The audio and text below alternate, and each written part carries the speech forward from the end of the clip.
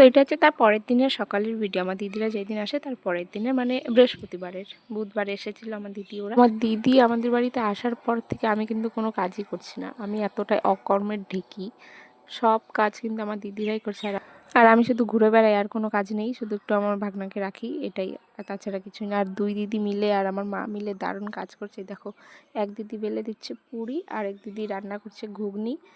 মানে দুজনে মিলে আমার সংসার সব কাজ ওরাই করছে। ওরা আসছে ঘুরতে, আমি কাজ করে তো খাওয়াবো কি, ওরাই আমাকে আইসে রান্না করে খাওয়াই দিয়ে তারপরে গেল।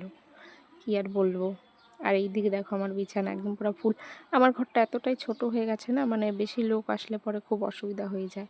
এই যে ঘুগনি আর লুচি বানানো কমপ্লিট, আমরা খেয়ে নিলাম। আর এই দিকে দেখো আমার পাপাই যে ঘুমিয়েছিল, ঘুম থেকে উঠে এখানটা নিয়ে বসেছিল আর হু হু করে শুধু কিছু দেখলেই। তো দিদি নেল পালিশ পরছিল, সেটাই ও মন দিয়ে একদম দেখছিল। আর এই দিকে দেখো বাপরে, আমার ওই যে বড় ভাগনাটা ফ্রুটি খাচ্ছিল, সেটা দেখে ওর কান্না শুরু। তারপর ওকে খালি ডাব্বাটা দেওয়া হলো, সেটাই ও চুষতেছে। ও সবই জানে যে কিভাবে কোন দিক দিয়ে চুষতে হয় না হয়, মানে সব কিছু জানে। ওকে না দিলে ওর যা জেদ হয়ে গেছে এই বয়সেই এখনই। শুধু ওকে একবার দেখো কেমন করে চুষতেছে। তো যাই হোক, এই কয়টা দিন তো খুবই ভালো মজা করে কাটিয়েছি। ভিডিওগুলো দিতে একটু লেট হয়ে যাচ্ছে আমার, কারণ আমার দিদিরা চলে গেছে, তারপর আমি ভিডিও এডিট করছি এখন।